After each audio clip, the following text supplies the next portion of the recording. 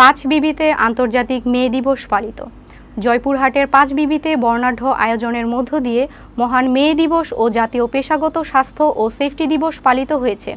জয়পুরহাট পাঁচবিবি প্রতিনিধি আইটিভি বাংলাকে জানিয়েছেন, মহান মে দিবস ও জাতীয় পেশাগত স্বাস্থ্য ও সেফটি দিবস উপলক্ষে 1 মে বৃহস্পতিবার সকাল 10:30টায় পাঁচবিবি উপজেলা প্রশাসনের আয়োজনে একটি বিশাল র্যালি আয়োজন করা হয়।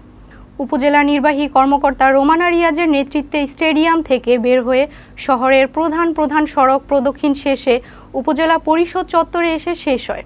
পরে উপজেলা পরিষদ মিলনায়তনে উপজেলা নির্বাহী কর্মকর্তা রোমানা রিয়াজের সভাপতিত্বে আলোচনা সভা অনুষ্ঠিত হয়। এতে বক্তব্য রাখেন সহকারী কমিশনার মোহাম্মদ বেলায়েত হোসেন, পাঁচবিবি থানার অফিসার ইনচার্জ মইনুল হোসেন।